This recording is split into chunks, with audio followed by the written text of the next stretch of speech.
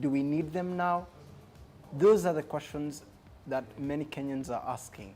And for a process that is spearheaded by an executive that we always know is yearning for more power, an executive that is always overreaching its mandate, an executive that always wants extra power, are they the people to be trusted with a process that will increase their powers, that will dilute the powers of other arms of government?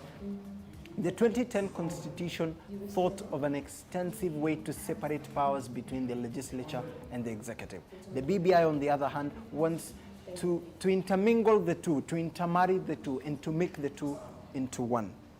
One of the things that the BBI proposes is that role of, or the position of a prime minister and a deputy prime minister. A prime minister and two deputy prime ministers selected by the president from among the members of the National Assembly. Why, when asked, the people who thought out the BBI process was to reduce the winner-takes-it-all problem that we have in this country. But does it really? Does it solve the winner-takes-it-all problem? Because this is the idea that the BBI proposes. It says that the president will select a prime minister and two deputy prime ministers from the party with the majority votes in parliament. What happens in a situation that we have right now? Because since 2017, the ruling party, Jubilee Party, had the majority seats in parliament. Have you really solved the winner takes it all if the same is implemented within this setup? Because Jubilee had the majority in parliament, they were equally the ruling party. The president, the prime minister, the two deputy prime ministers from the same party. And how does that solve the winner takes it all problem? Absolutely not. Equally, it proposes that cabinet secretaries who were thought out in the 2010 Constitution, to be technocrats, people who are outside politics, so that they could serve the interests, so that they could deliver on the policies that were espoused by government, will now be members, sitting members of parliament. They are the same people who have to again countercheck what the executive needs to be doing. That is purely conflict of interest. Extremely conflict of interest. There is absolutely no separation of powers. The two are together. No one is checking on the powers of the other. Those are the evils that the BBI proposes as far as the executive and expanding the executive is concerned.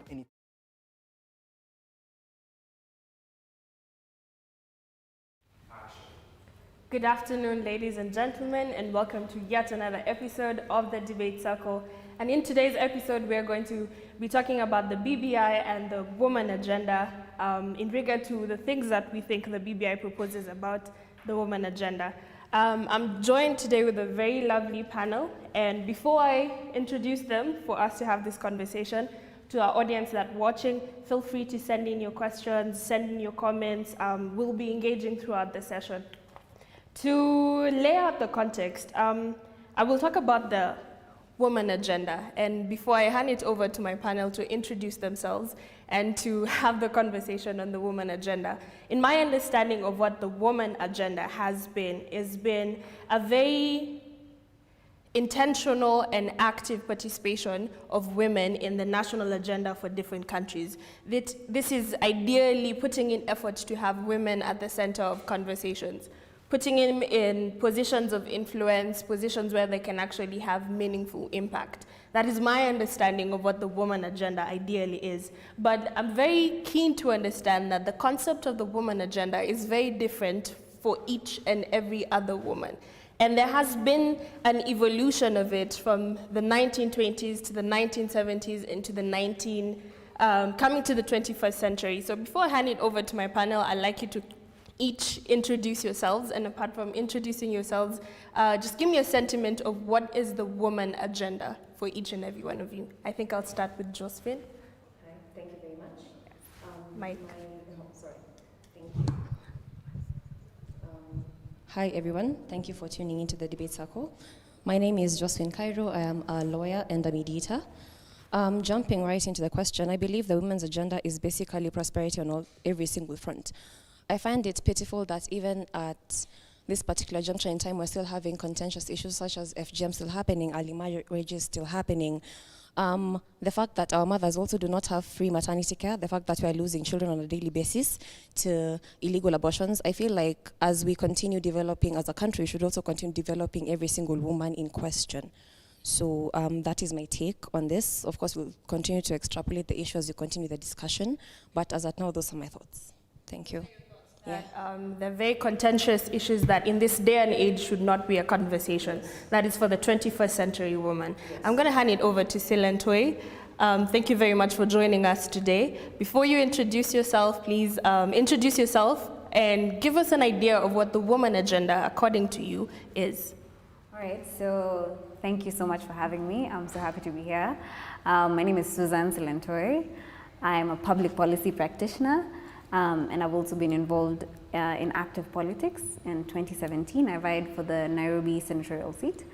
And for me, the woman agenda is a personal agenda in a sense that it affects me personally. And I would like it to be a case in which I can do whatever I want to do without restrictions. I would have access to it. It would be right. It would be a right for me to access it. That is for me, my children, my mother, my sisters, my cousins, and anyone else who's around me. So it's an issue of being able to do what I want to do without restrictions. Thank you very much. There's an inclusivity and a wholeness in how you carry the woman agenda for you, not just an agenda that taps into you, but also to our mothers and also to our children. And just to bring a very interesting notion for the audience that doesn't know this, Silantoi vied for an active senatorial seat at the age of what? Please tell us, how old were you? I was 23 at the time. She was 23 years old. And I'm questioning my life decisions at this point. Please don't. So Stephanie, kindly introduce us to, of course, introduce yourself to our audience and tell us what you understand as a woman agenda. All right, thank you, Jen. Like Jen has said, my name is Stephanie Washia. I am a student. When you talk about the female agenda, it is for me the ability to tap into the potential that the woman carries, yeah? The undervalued potential that women have carried for the longest time. It is the realization of the differences that women have and how those differences can impact society to make it better. It is the acceptance of the fact that we have lived in a male-dominated society and the realization that it has achieved certain things for us, and also the acknowledgement that if we were to tap into the potential that a woman offers, that we could potentially go places we had never even imagined. That for me is the female agenda, being in a space where we can actively tap into the untapped potential of women that has been there for the longest time, and realizing not just for the nation, but for each individual woman, what they want to be, and giving them the space to, like she has said, fully express themselves and express what they can and should be. That is for me what I would describe the female agenda as. Thank you very much. As you can see, my panel is very diverse on what the woman agenda is. On one side, we have the wholeness and the unity behind the woman agenda. We have intentional potential and working towards achieving that undermined potential of women. And we have contentious issues that you feel like in this day and age should not be a subject anymore. That is ideally what my panel thinks of the woman agenda. So just to lay context a bit, we have an evolution of this woman agenda over time. And I will not dwell on the specifics of each era, but just the keenness of the 21st century woman. What does that strike you as? When every time you hear the conversation of a 21st century woman, how does that come and play in your mind? Aside from the entire view of the whole woman agenda, as a 21st century woman, what's one of the key issues that you feel like when we're going to be talking about women as a demographic in parliament that strikes out for you?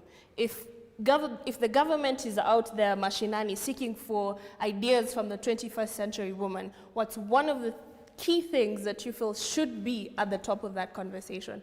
I think I'll start with Stephanie.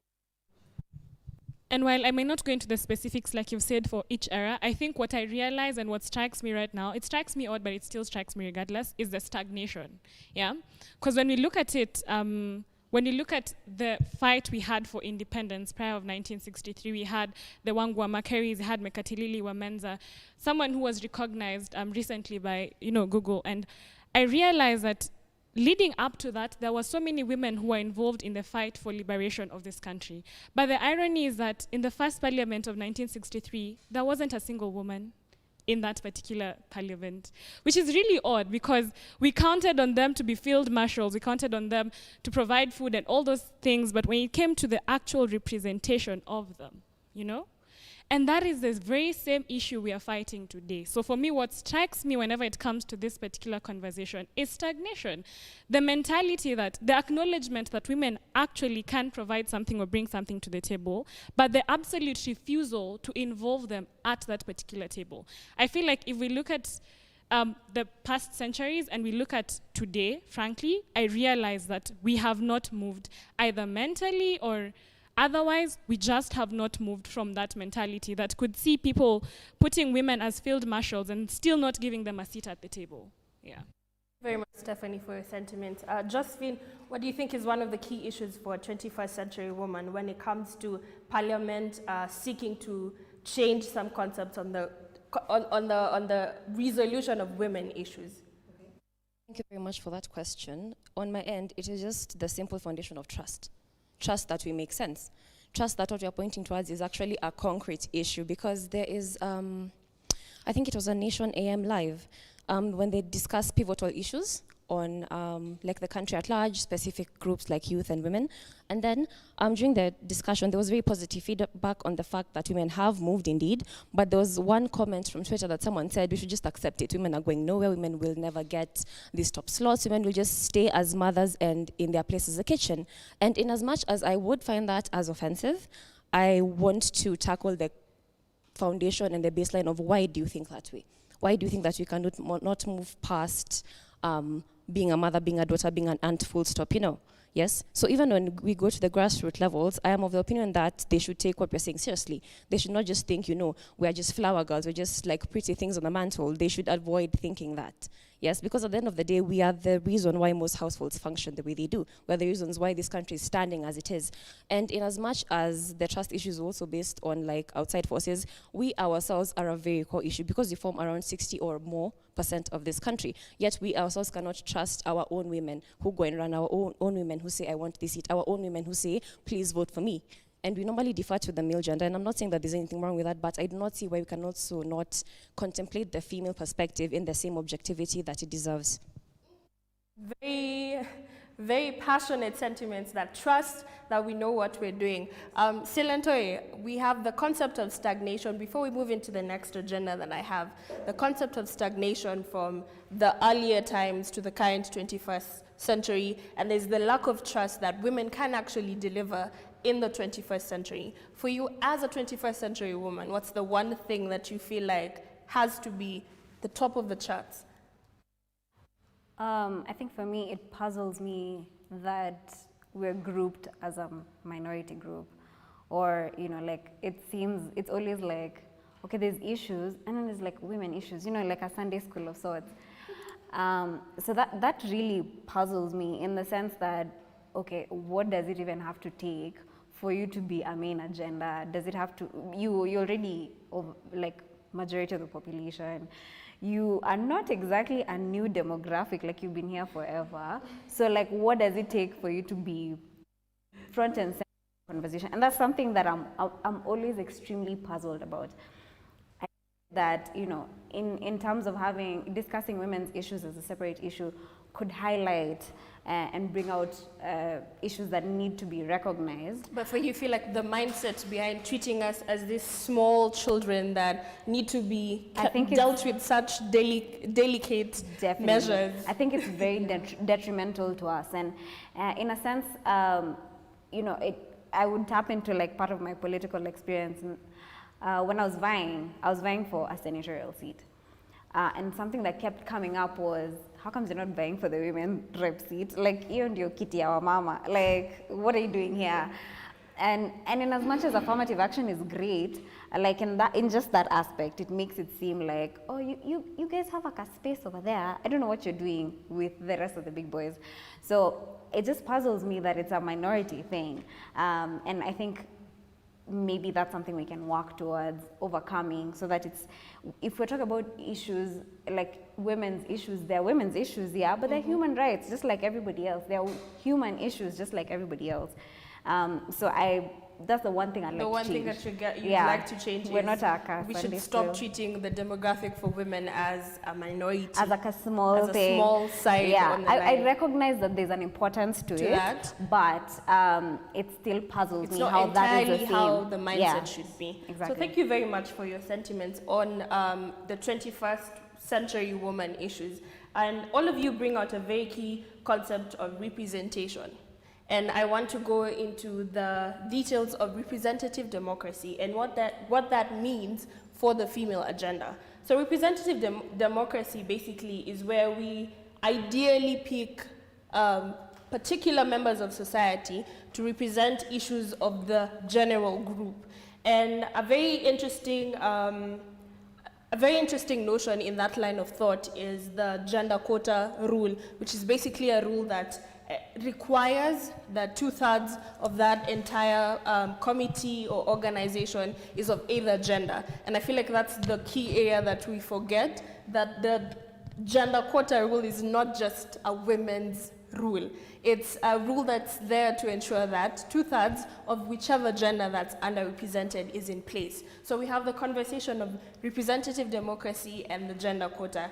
And I want to bring it down a little bit to an example of what we have of the gender quota here is the women representative post, which you have had quite the experience with, as you've mentioned, trying to vie into a senatorial seat, and what you're being laid out to is, why don't you vie for the women representative seat?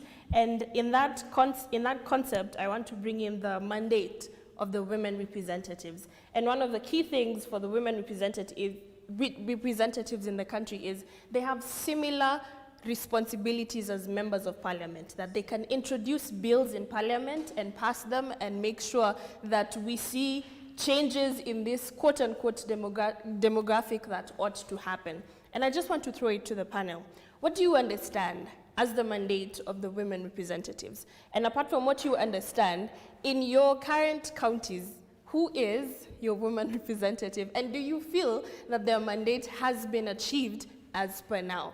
Because we've had them for quite the time, so we can't equally say that it's pretty new, we have not done a lot. So I will throw it to the panel. I think I'll start with Josephine. First, which county do you come from? Kajiado County. Kajiado County. Who's your current woman representative? Janet Tayan. Okay. Give us your sentiments about. Yes, thank you once more for that question. Allow me to lump kind of the women rep with also our female senator, who is Mary Senator. They've done an amazing job, honestly, because as you can see from, I guess, the background or the history of Kajiado, there is a lot of segregation where women is concerned, if you can use that term, because there is the female genital mutilation that is still going on. There is the early marriages that is still going on. There's the male preference for education that is still going on. And the fact that these women have come out so strong to speak against it and use also their political position to do what they can for the community, empower, galvanize forces towards benefiting the community as a whole, I think that speaks in and of itself. Because, for example, what both of them have done is they've started bursary kitties for women and for especially young ladies who either they succumbed to early pregnancies or they just have families that don't support their education journey. They have made bursary kitties to pay for their education. They have come up with table operating kind of organizations that help women save, teach them how to save, teach them how to start businesses, teach them how to stand on their own feet, instead of giving them fish and not teaching them how to actually find the fish. Yes, and also at the core, because of the amount of discrimination that they faced when they've been seeking these political posts, when they've been moving day in and day out against the, I guess, male-dominated arena, they still speak against the things that they have seen on their own terms for themselves, because they are from families and from communities that highly prioritize you are of the age of 12, Allah, get married, have a child. Why are you going to school? And it impresses me because I do understand that we have a voice. I do understand that we have our own position and that we need to use it to the betterment of the entire society as a whole, but not all of us have that kind of courage. Yes, not all of us can do what Susan did and wake up and decide, you know what, I'm actually going to go for this. Exactly, it's very few of us that can, and I find it encouraging that these are the first of many, at least in my hope, these are the first of many to actually wake up, and regardless of forces that are opposing them, they will do what needs to be done. I actually Yes. like your sentiments. I'm pretty surprised or expecting the general idea that women reps are just there to escort and be flower girls to members of parliament. So it's actually very insightful to see women reps that are actually cheering for affirmative action on issues of gender empowerment, women empowerment, pardon me. So Stephanie, currently who's the women representative first? Which county do you come from? Nakuru. The I think her name is Lisa Chelule. Pardon? So, Lisa Chelule. Now, I find it interesting because if I was to be very honest, I would not. Okay, let's begin on the concept of what is the role of women representative. So, for me, from what I understand, that it is to make progressive, to ensure that there's progressive realization of what we want as women out there. We're trying to end FGM, we're trying to end teenage pregnancies, we're trying to, or at least reduce the factors that usually prevent, exactly. Policies and laws that target women. Exactly, and so when I look at that, I would then question, on what basis do we then judge women representatives, yeah? Of course, giving them the space or accepting that they are up against a stack of challenges, number one. These are women who have come into a field where they're representing an extremely underrepresented majority. So there's quite a bit of work to do. So I feel as if I was to very simply put it, it would not be like something like providing sanitary towels. It is ensuring that the government is in a place to provide sanitary towels for all people in this country. So on that basis, I would not entirely say that I would feel as if she has represented women generally, because I am yet to see a single bill she has sponsored to that effect. I am yet to see a single time she has stood in parliament and said ABCD. I am yet to count her engagement with parliamentarians. So on that basis, I may not entirely say that she has done anything particularly that I would feel. But then again, I acknowledge the fact that aside from pushing for policies that might take 10 years to, materialize, there's also the element of what are you doing for your immediate surroundings. She has, I think in this COVID-19 period, if I'm not wrong, distributed at least 200 water tanks to individual families. Well, we will not go to the nitty-gritties. We'll not go into the specifics. We're not trying to build their portfolio here, just to put that out there. You've mentioned a very interesting thing of introducing bills to Parliament, and in the period of 2019, March 2013 to 2015, only 9 out of 110 of the bills that were introduced in Parliament were actually introduced by women parliamentarians, and it's not exclusively women representatives. So we can't fully say that they have not tried to introduce bills that have targeted issues around women, but ideally is the question of they're introducing, as you've said, a demographic that's already underrepresented. And the bulk is a lot. The issues that we can table are 1,001 if we're being honest. So let's say there's progress, but not to the full capacity that we expect. I think at that point I would then question, so it's been 5 years, and out of how many bills we have 9, do we genuinely excuse the fact that... This is actually between a period of 2 years. This is 2013 to 2015. It can be used. The thing about it is that it can be used as a weapon that, we're representing a group that is severely underrepresented, and for that reason, there's still so much that should be done. Yes, there's much that can be done, but can we see its reflection in Parliament? Let us see you. I'd rather someone tries to table a bill and it falls because we did not meet the required, but not to say that now because we will be severely underrepresented for the next 50 years. Yes. Is this the progress that we are trying to see? And of course, if you do the comparison of the rest of the bills have been tabled and successfully gone through Parliament. So what is the problem when it comes to us enacting bills? So Silantoi, which county do you come from? I come from Nairobi County. And who is your women? My women rep is Esther Pasaris.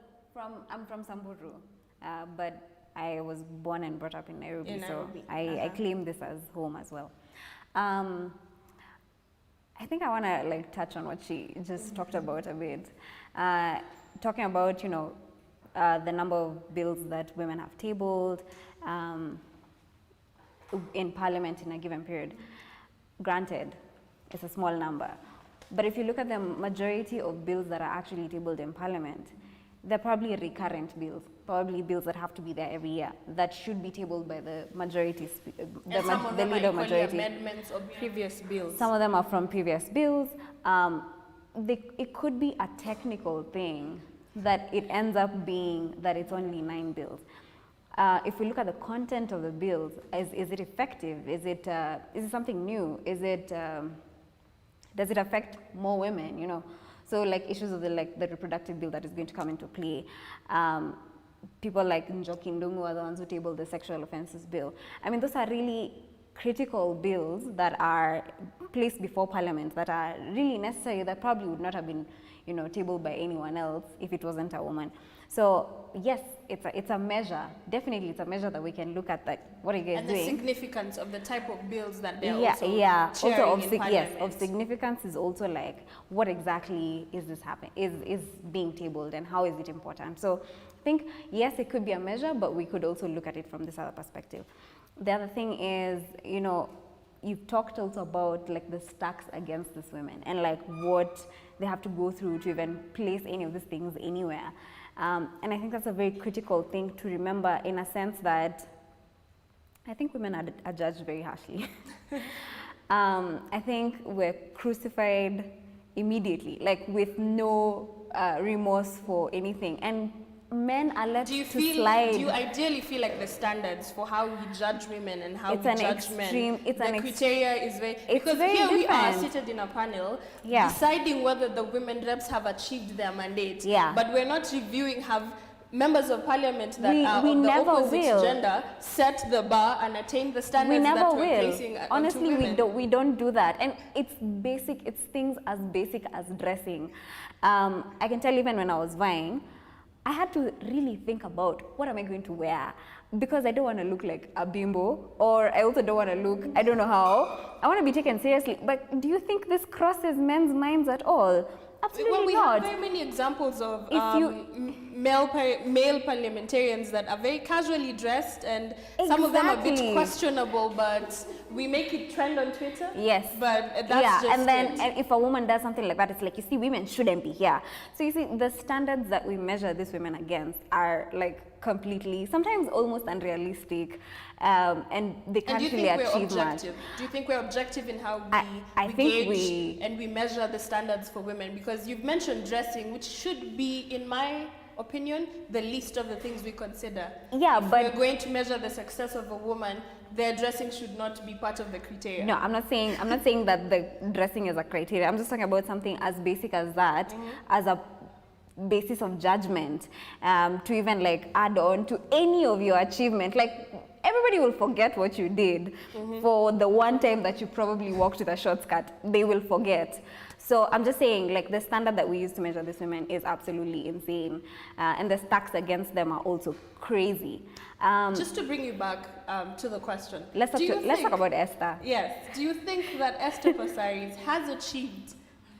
Why is there laughter across the panel? Do you think? Because currently I know they all live in Nairobi County. Yeah, and but do you think that Esther Passaris has achieved her mandate as a women representative for the capital city and the county of this country? Here's the thing. I think there's a lot going on in Nairobi, and with the resources that are placed at her disposal, I've seen her doing projects that affect young girls in schools, providing sanitary towels, you know, making sure that they set up bursaries for young girls as well. I think that's very useful. There's you know, a large like 60% of Nairobi lives in informal settlements, and people really don't take care of this demographic. So I think she's done well to try and tap into that. Another thing that I think she's done really well is she's been quite vocal about her struggles, in terms of, you guys ask me for money, you guys do this, you guys do this. I may not necessarily agree with the manner that she went about it, but she's done very well to vocalize it, to be able to get to a point where we actually understand what is this person going through. And I think that's an achievement on her part. Just having the audacity to just be like, imagine I'm not doing this, and it's realistic to just hear how she explains herself and what she, granted, there's probably a better way to do it, but I'm happy that she's been able to do that. And so I commend her for this, and I think she could do more, yes, but I'm happy about what she's done. Campaign portfolio right now, It's a 5 minutes of pure uninterrupted airtime to Esther Passaris from Silantoi. Thank you very much for your sentiments. Just to throw it to our audience, if you do have questions that you want to ask based on the BBI and the woman agenda, please feel free to tap into our YouTube, our Facebook, and send in your questions. We're here to answer them. I will move forward into a bit of the specifics that the BBI proposes about the women representatives. And ideally, we want to scrap off the 47 women representatives, that position, and move them to Senate. So we're increasing the numbers for Senate to 94.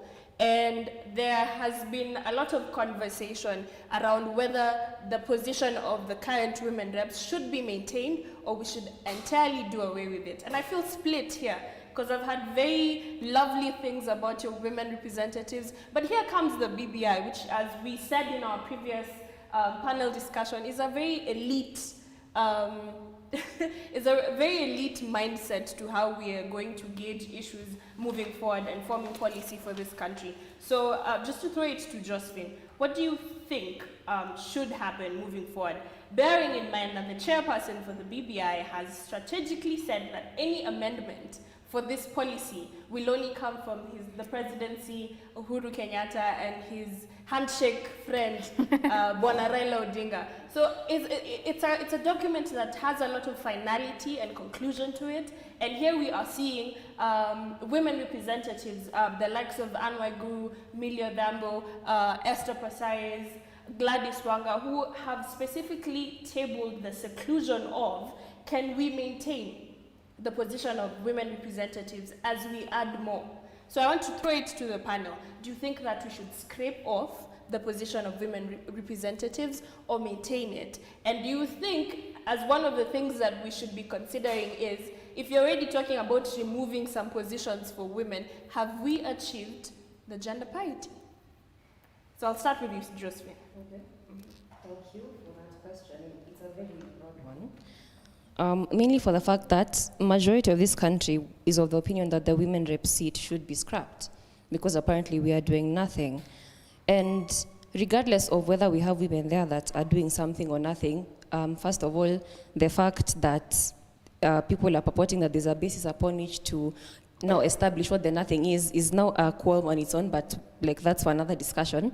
I feel like people should also understand that the women rep seat is not just representing girls, representing women, screaming around about sanitary towels, oppression. That is not all that we do. We also do every single thing that any other male member of parliament or any other any other person does. For example, approving budget, going through the financial statements, these things that we see. I know most of us do not watch parliamentary sessions, but you cannot tell me that one woman at least does not make enough noise that makes sense within that parliamentary seating. And the thing is, I do not think it should be scrapped, because currently, if we are to look at where the National Assembly and the Senate lie, National Assembly has, I believe it's 21.38% representation of women, and Senate is 30.03%. And that is very low,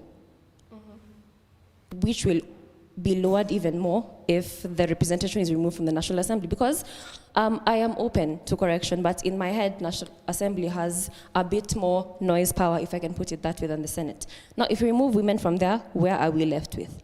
There's only so much sensible noise someone can make before it starts becoming redundant. Exactly.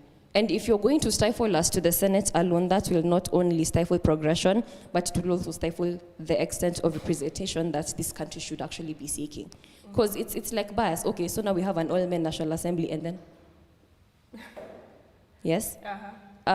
Without sounding biased or anything, every single place that has a man should ideally have a woman, not on basis of gender, not on basis of sex, not on basis of preference, but on basis of merit. And I think that's one thing normally people forget, because there's this normally unconscious bias. Oh, she's running for a seat.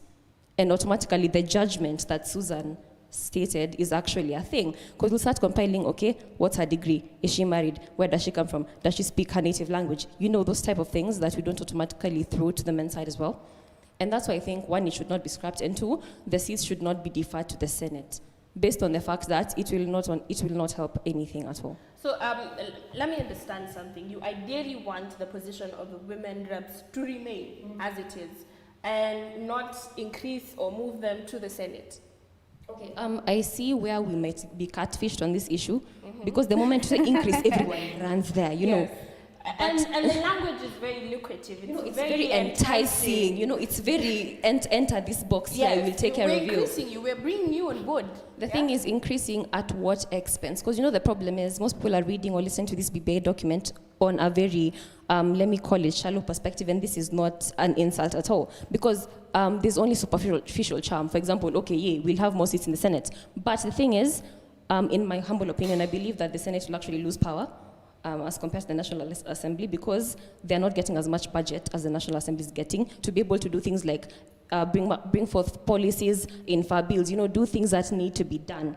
And that's why I feel like it's actually going to be a very detrimental factor to women as a whole. Okay. Very detrimental factor to women as a whole. Stephanie, Josephine echoes that to what expense should we bring women to Senate? And I don't know if you bear of the same opinion or a different opinion. Right. So this is a very interesting matter because we have always chased a 2/3 gender rule, and it is something that has been very elusive. Now, I'd like to mention that if we do have 47 female senators, we might just be closer to achieving the 2/3 gender rule. However, there is a catch, a really big one. The Senate is coming at a time when they do not have responsibilities on matters resource allocation. I am literally quoting what the Deputy President said. So what happens when we move women to a body that is losing its power, a watered down Senate, yeah? And I like what Josephine has said, because now we're looking at matters, what happens in the Senate and what happens in the National Assembly. Where are the bills passed? Where is resource allocation done? It is at the National Assembly. So why are we moving women from the very place we need critical mass of women to try and pass all these bills that are pro-women, the sexual offenses bill? Why are we not seeing women in those particular places? Because now when we look at what we have currently, because it's a question of what do we have now versus what is the BBI proposing. What we have now is 47 women representatives in Parliament, in the National Assembly, plus another 6 nominated, yeah? That's 53. Versus the only number that we might possibly have in the BBI is 35 in Parliament, in the National Assembly. So just to understand you better, the key thing for you is the position that women reps are is a very critical position because that's where resource allocation comes from. Not just that, but also, yes, that is the first part, but also the fact that we will achieve gender parity if we are going towards that particular way, but in specifics, and I think I'd ask, are we interested in achieving the 2/3 gender rule in the Senate, or are we interested in achieving the 2/3 gender rule overall? Because if we look at the constitution of the Parliament now and what the BBI proposes, by default, it goes against the very provisions of the 2/3 gender rule, because we will not meet it. So what is the relevance of suggesting the 47 women say? We'll meet it in one facet and then fail absolutely in the most important element of legislation. Very passionate about legislation and resource allocation. Again, to our audience, if you do have questions or comments on the current session, feel free to send them to us. Paul Martin says they should believe in themselves and trust themselves. I think it's not okay to create positions for them. There's a very particular eye roll from Silantoi, and we shall address that. We have another comment from Baraka Robata, who says, if they don't give you a seat at the table, bring a folding chair. Shali Shichum, perhaps it's time for more women to start bringing their folding chairs. I think we do have a question from Taicho Munaita, who asks, if women do form a majority of the population, isn't it ironic that they fail to support themselves? Is the underlying issue generational conditioning amongst older women, a lack of belief in self, or lack of political competence? Very interesting question here. So to break it down, Taicho proposes that we have been conditioned over time that the place of a woman is at the home. You caretakers bring forth life, which is, I do not want to sound like I'm diminishing that role or saying that it's a very passive one. It's a very critical one. But the question is it the conditioning that we have experienced as women that our position is only at homes, or it's the lack of competence? And I feel like it's a very critical question to ask. Taicho, are you assuming that all women are not competent? let me throw it to the panel. I think I'll hand it over to Silantoi because there's a very particular eye roll for you should believe in yourselves from Paul Martin as he says, I see no reason to create seats for them. I have a couple of thoughts about everything that we've talked about. I think, well, I was privy to some discussions. After the 2017 elections, I think people were wondering, okay, what's the point of this women rep seat, blah, blah, blah. And then something that came up was, it was the women rep seats and the nomination seats, both in the National Assembly, in the Senate, in the county assemblies as well.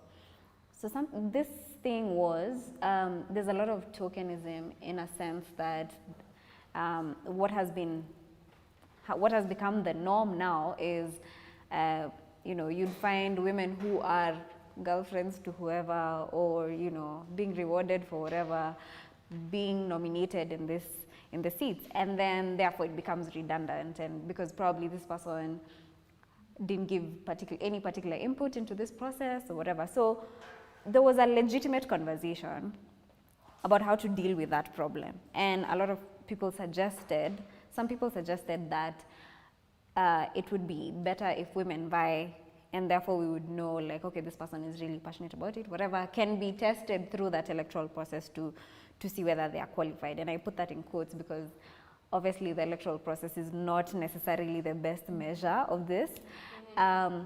So there was a legitimate effort to see, okay, how do we deal with this tokenism issue?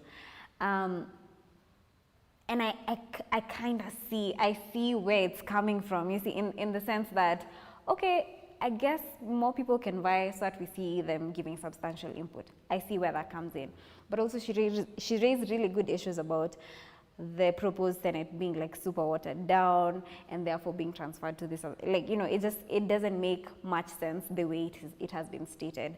So that's about the proposal. Now about this issue of competence and whether we believe in ourselves or not. I think we have to recognize that women don't live in oblivion. Like, we live in a society, and this society has norms and cultures and things that influence our choices. And so I feel like it's a case of victim blaming.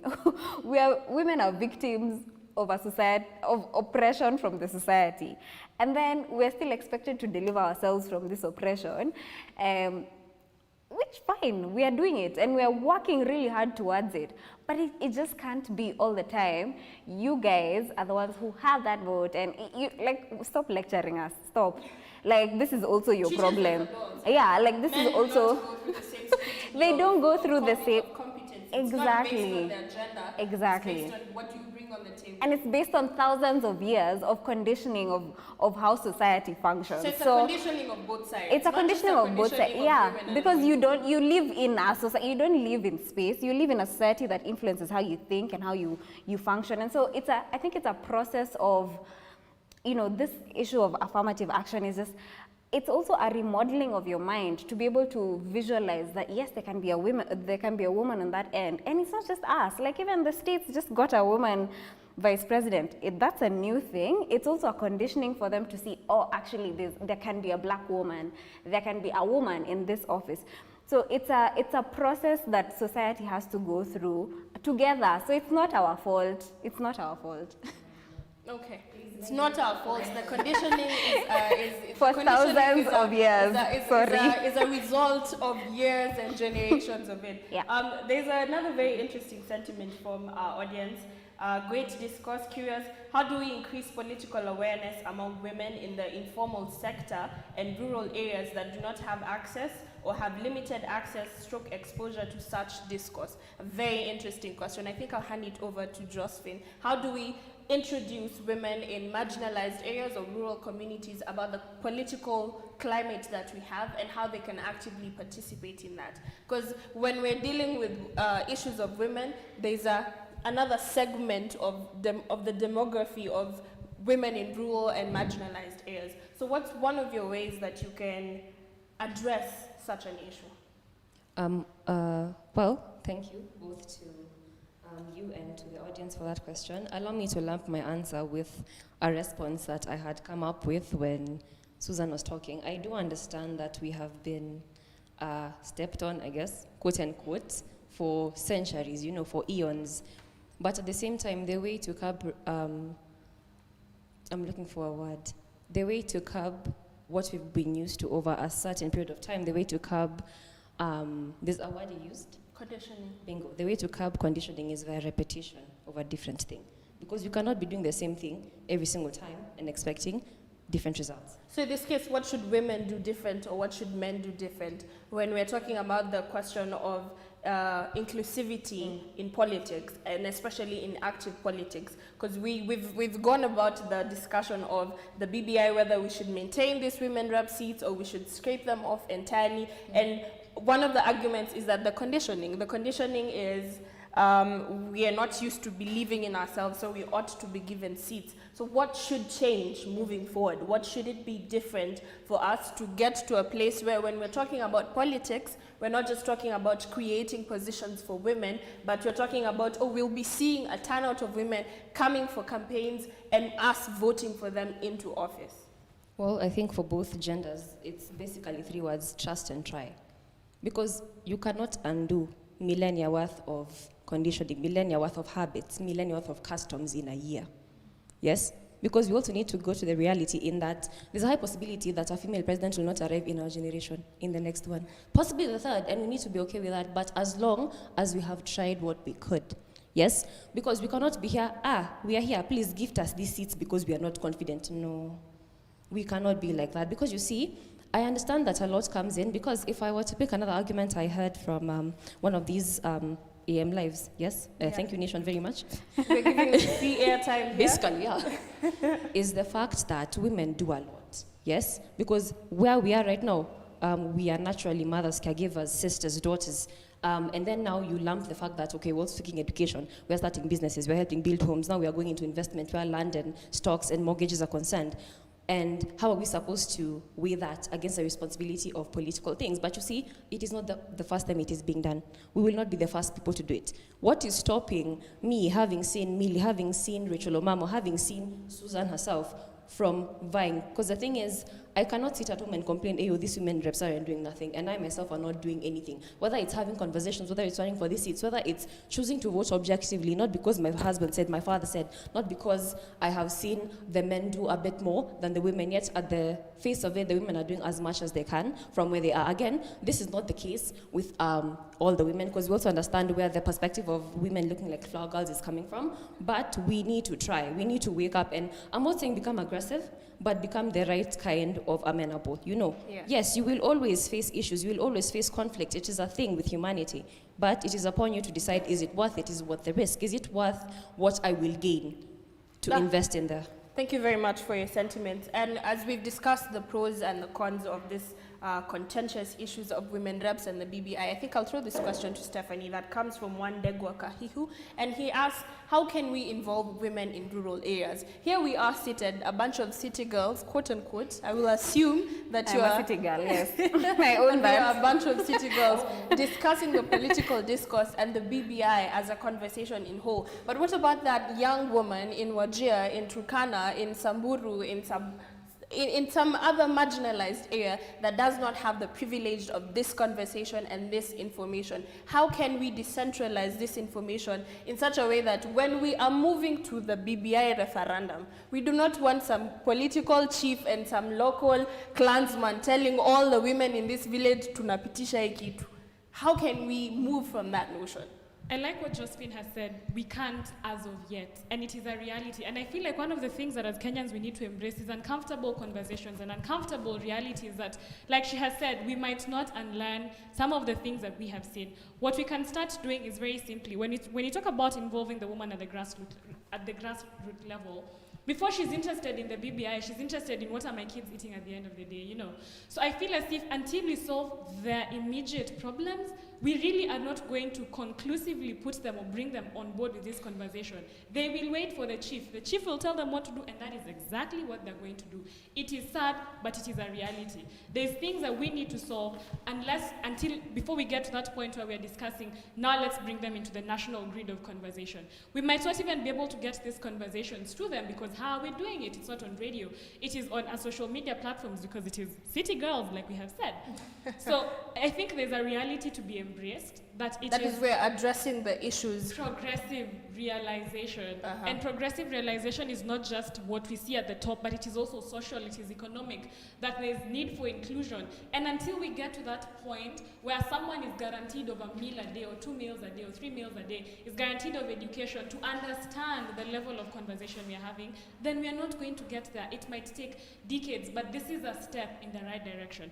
And at the risk of sounding controversial, there's something that has been mentioned here about... Please mention it before we move to the next quota. First of all, there's someone who's saying we do not need to create seats. And you know, someone who is a lady could probably Paul say that. Martin says that we do not need to create seats. I agree with you entirely. Please address Paul. Where is Paul? Wherever he is. I agree with you entirely, because I acknowledge the aspect of progressive realization. Because what I think we are doing is we are trying to achieve the gender rule or gender equity with numbers. We are not trying to achieve it with resources or empowerment. That is, as long as we have a 2/3 gender role, we are good. And that is what I particularly dislike. And in fact, I'll reference the Affirmative Action Fund, the one that women might just lose out on if the 47 women reps are moved to the Senate. And the reason why we might lose out on it is, as long as you have achieved the 2/3 gender rule, there is no need for Affirmative Action Fund. So have we as women gotten to that point where we can now do without this fund? We are seeing so many things that can be sponsored by this fund. If we force issues by creating seats, and we have created, because we have not achieved, no, we have created gender balance. Tapping into the idea of representative democracy. Exactly. As long as we have the numbers, then we will assume that reflects on the ground.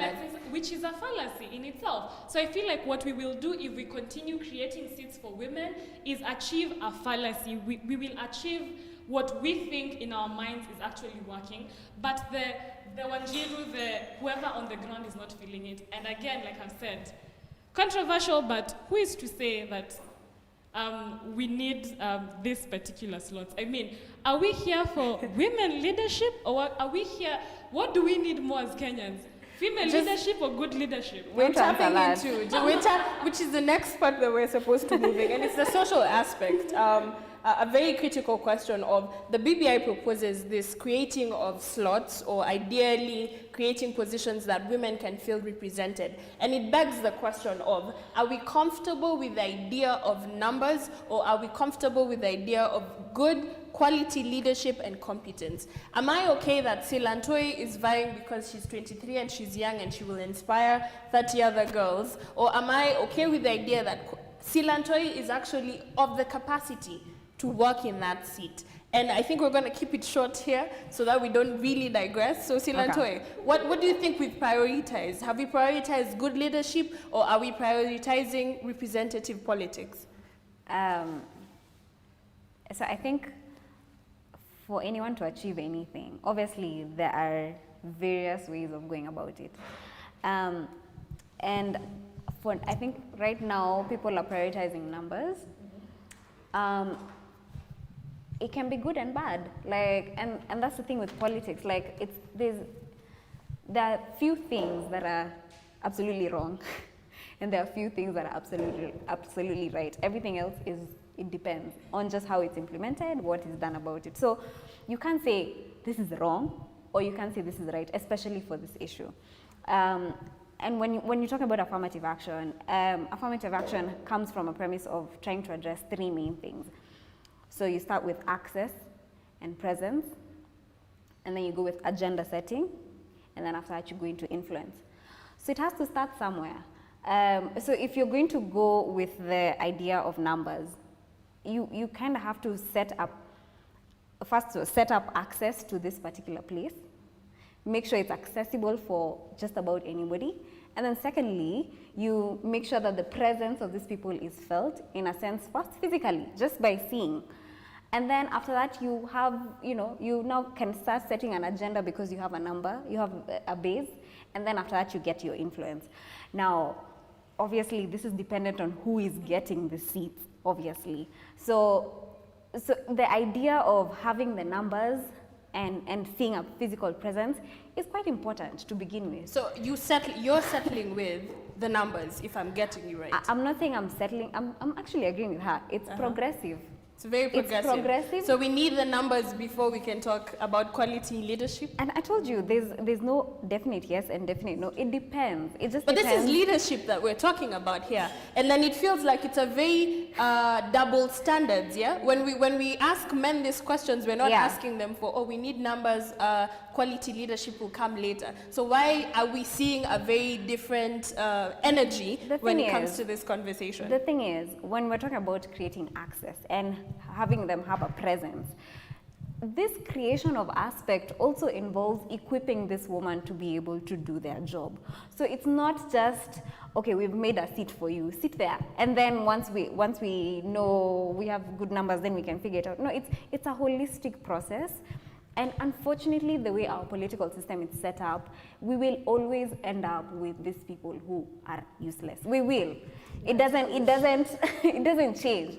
And the reason why this doesn't change is because of our base, the political parties.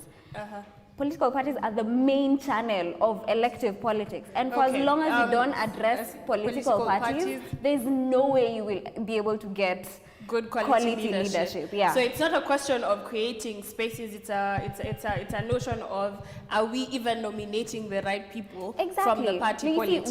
We have a problem with our parties. We don't have. I will cut you short. Okay. Before you send airtime to your party. I don't have a party. I'm an independent. Anyway, go ahead. To your own personal party. Oh, okay. So thanks for setting it up for me. I'm setting you up for you. Just to ask a very, to tap into this question that Silantoi has been talking about qualitative leadership over representative politics. And this notion that we're having, does it set the pace for we will critique men to be better positioned because ideally we are conditioning them to good quality leadership over women that we're creating spaces for? Since you feel like creating spaces takes a precedence, so does that mean that when we're gauging women against men, that is women and men who are in active politics, we tend to think that men can do better because they competitively vied for these seats, and like women who now were ideally given these seats? So what do you think about that? Well, first and foremost, we need to remember that both genders are not the same, if I can put it that way.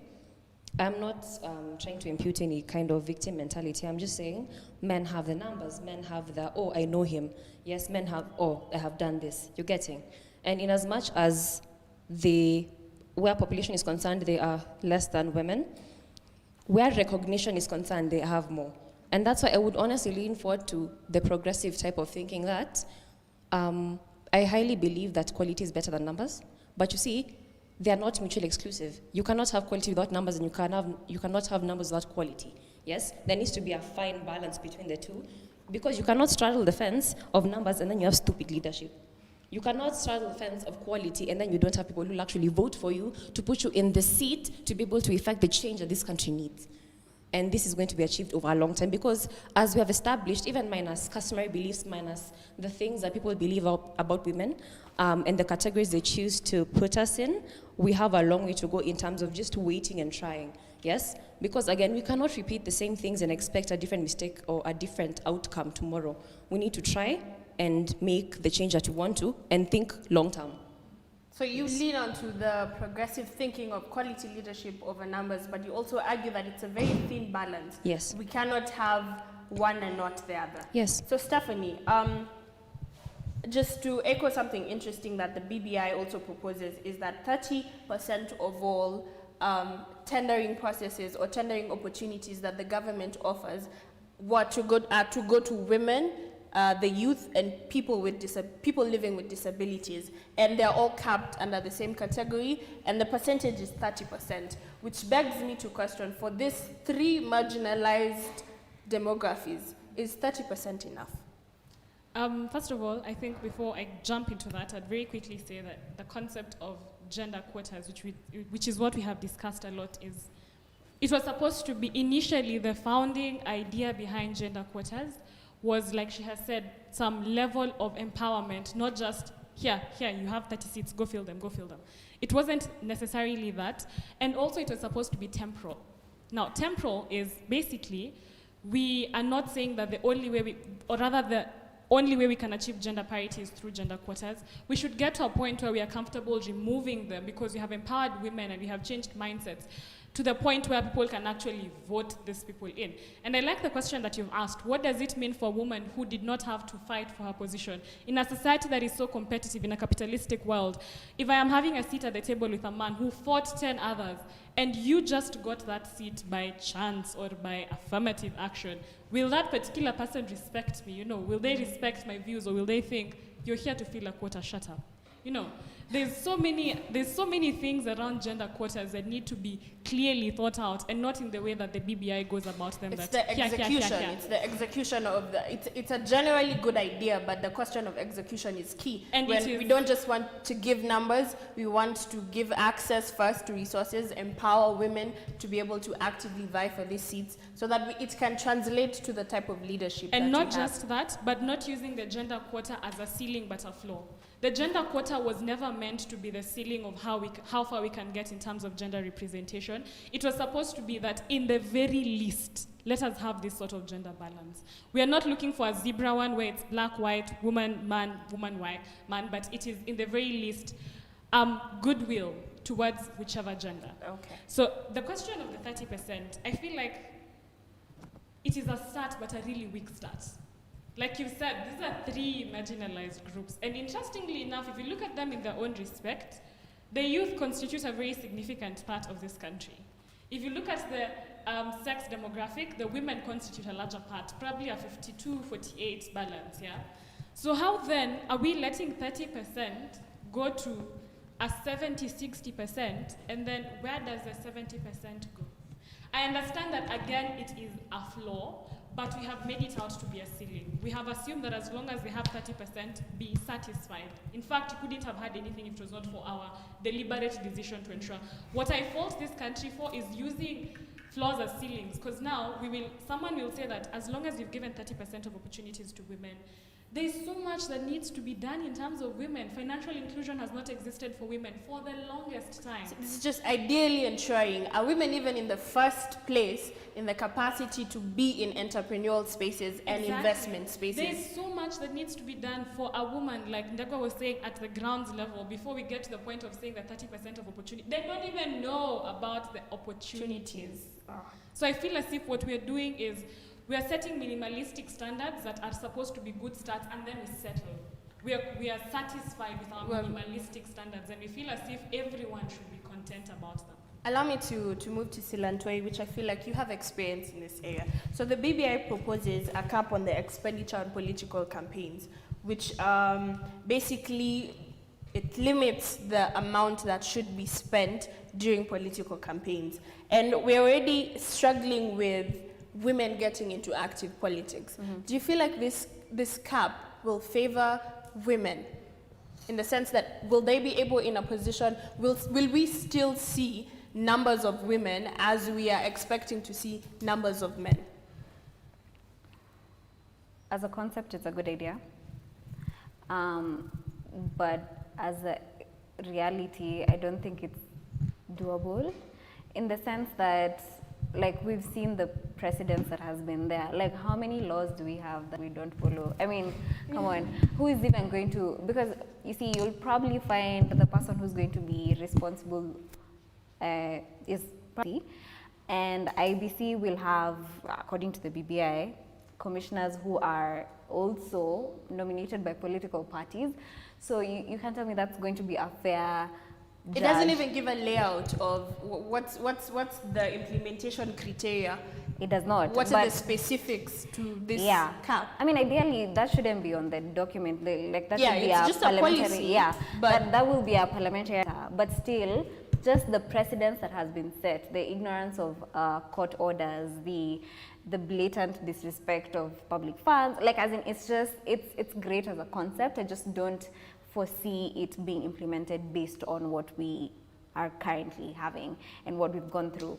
However, I don't know if the cap necessarily benefits women, because it probably just enables more men, you know, like it doesn't really, like, it's not necessarily, I don't think it's targeted towards women.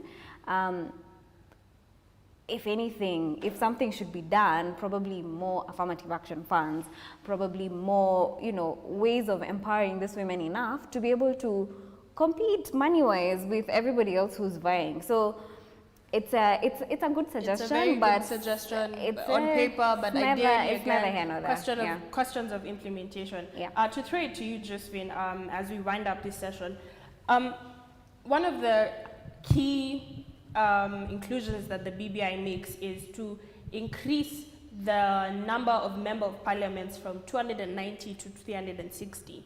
And this extra 70 members are going to be on a nomination basis that will be subject to parties. Now, out of the 70 members, 35 out of that number are expected to be women, and the rest is to be distributed between the youth and people living with disabilities. And then comes the question that, again, of do you think that, again, creating positions for women on nomination basis, does this form of gender quota discriminate on progressive democracy? Does it undermine the value of everyday citizen going to vote for their leaders? Thank you very much once more for that question. The core issue that we need to tackle, and I believe either you or Susan mentioned it, is that all of this politics is run by one body, and these are parties. If you can get the political parties to actually trust men with higher seats, we are not going to have this issue of, oh, the entire executive has men alone. Yes? Because aside from us having the right to vote, because the best thing, I guess, about democracy, or the remnants of it in this country, is the fact that we are not being forced to vote. You know, a gun isn't being held to your head and saying, I say, go vote for this and this person. But at the end of the day, political parties have so much sway. Yeah, because when you think of Jubilee, who doesn't know Jubilee in this country? Yes, when you think of ODM, who doesn't know ODM in this country? Yes, and I feel like once we get on the ground and actually understand that, if parties trust women, there's a higher possibility they'll go way forward. So it's from the nomination at party level. Yes. We should avoid these nominations after elections. I know. Unless there's actually a good reason for it. Onto your question of the fact that we should fight for our seats, I do agree that we should fight for our seats. But remember the thing, the aspect of the fact that we're qualified as a marginalized group is both an advantage and a disadvantage. An advantage in the fact that they saw that, hiya, by the way, we need to get seats to represent these people. Yes? So that it's not that we are being cajoled to go and vie, and hopefully by chance and by God's grace with the powers that be, we will enter. But the fact that some women, especially the people who have been raised with our mothers, who have come and seen the progressive way in which women have been elected over the years, because how women are representing us right now is very different from in the, 10, 20 years, it's very different. And I think that's a move in the right direction. But at the same time, I do not think that giving a seat is now, come, I will spoon feed you, I will dress you. No, it's the fact that here is the platform. What else is stopping you? As you said, it's a very enticing language. We're increasing everything. But to what end? What's the purpose? What is the intention? We're not seeing the very exclusive purpose of increasing these seats. I'll throw it to the panel as you give us your parting shots because of time. We see this document create a very detailed and to some extent comprehensive idea of how we want to implement the gender quota at the middle or the grassroots levels, that is gubernatorial seats and senatorial seats. But we see a very different shift or a very different mindset when it comes to the top seats. This is the propositions of the Prime Minister and the presidential candidates and positions of high executive places. And it begs the question, have we been lowered to that standard? That we're only making laws for where you can fit in either as a governor, as a senator, as a woman representative, or as a member of parliament. But we're not seeing the intentional political will from the top to have women included in those seats. Well, we're yet to see if in 2022 we are seeing a female president or a female vice president in these coming elections. And to give you a parting shot, what does that say about this document? That our positions are basically at the middle level, and we're not seeing that same energy reflected at top executive proposition seats. And also, as you give your parting shot, what's the one thing or what's two things that you feel like should have been captured in this document regarding women and was not captured? I think I'll start with Stephanie. I like the fact that you're asking, and of course this would be a very interesting one, why are we not seeing such goodwill from, of course, the executive? When we had women vie for presidency, did we vote for them? How do we expect goodwill from a gender that has looked down on us if we ourselves do not have the goodwill to vote for our women? Which begs the question, are women their own enemies? We live in no. I feel like that's just a narrative that is driven. Let us first hear from Stephanie. So Stephanie, you argue that we did not vote for ourselves in the first place. So continue. As you give your parting shot, let's also observe the time. And also the fact that parties are here to win. Political parties are not here to woo your fancies. They are here to win. They want that presidency. If a woman does not serve the interests of their presidency, they will not put her there. It's pretty simple. It is the most competitive seat.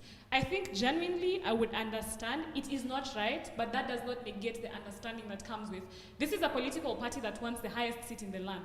They will not compromise to make you feel better about yourself. No. If it is a man that will get them that seat in that position, then they will get that man, and that is just the reality. Okay, just to cut you short, what's one or two things that you feel like should have been catered in the BBI in regard to women and was not catered? I feel like, first of all, it is realistic measures. Number one, I acknowledge someone has talked about political parties and the power.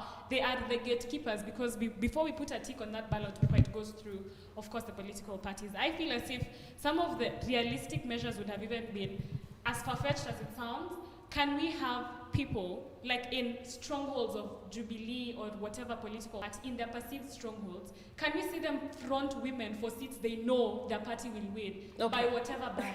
Just to cut you short, Silantoi, do you feel like women are their own enemies? No, I don't think so. And why is that? I told you, we're products of our society. And so, like, we behave in a manner that is conditioned by this narrative of, okay, you guys are your own worst enemies or whatever. I honestly think it's driven by the other gender to make us hate each other. But so we blame this one. I'm blaming it. Blame the other gender. Okay, just I do want to talk about the political parties issue briefly. The problem with our political parties is that they're not permanent, so therefore it's difficult to institutionalize. In different places, in other countries, political parties are incentivized to have more women candidates. You know that parties get funding from the parliament, from the national government, and so they're given more funding if they have more women. And like that's worked for places like South Africa, and you can see they have like 40% representation of women. So you see there are different mechanisms of going about it. It's just that people don't actually want to do it. They're just being like, okay, we have something for women, but we don't really have something for women. So an interesting proposition that you make is give incentives to political parties. Incentivize political parties because so that they can gateway. have positions where women vie instead of creating a whole document and a whole referendum for it. And this can be done through a parliamentary act. It doesn't have to be a referendum. No. Okay. Yeah. So that's one or two things that you feel like should have been catered for in the BBI and were not catered for. I personally think that, fine, probably there's something that they're trying to fix, great. I think that if there's really goodwill about this document, how about propose these legislative amendments first, and then we can go into the referendum later if we must.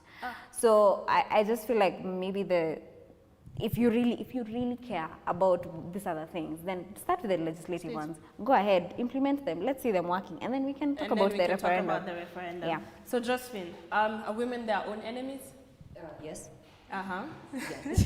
I'm not about it. The thing is, there's a lot of factors that infer our choices, whether it's education, whether it's your cultural upbringing, whether it's your own personal choice. But at the end of the day, I would like to encourage us to not just look at women as another woman who will go there, eat money, sleep with a big wig, make it in life, and then you're just over here. You're just like waking through the mark. Yeah, I would like us to stop viewing each other as competition and start viewing each other as community. Because there's no possible way we're going to go far if, let me step on the other woman so that I get here. Let me draw her back if I myself cannot be able to go to that position.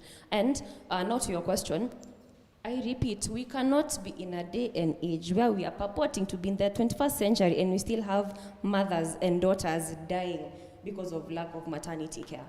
It does not make sense. Yes? And that in that same, I guess, way, that should be free maternity care. Yes? Because... which is one of the big four agendas, universal health yes. care.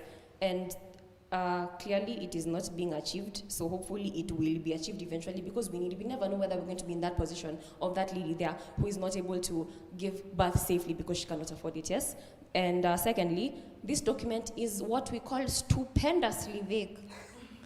It only caters in the words of Josephine, it only stupendously caters vague. to the executive. But the problem is my largest issue, whether even actually more than the fact that women are being viewed as marginalized. You cannot marginalize a group that is 60% or more of the country. But anyway, my problem is people need to stop, or rather the political sector needs to stop viewing us as statistics, needs to stop viewing us as, you guys, these are votes. We have problems that need to be taken care of, and until you take care of them, you can't expect that we will vote for you again. Of course, somehow this system has always been rigged, whether it's against us or for us, somehow, by some miracle we are yet to understand. But take care of the core issues at the grassroots, and you will see development over time. I can honestly guarantee that. Okay, yes. Thank you very much. Very passionate sentiments from Josephine. I'll read a comment from Glavements Kenya that says, we should encourage people to stop doing business with government and come up with strong businesses that will be there for years and employ people.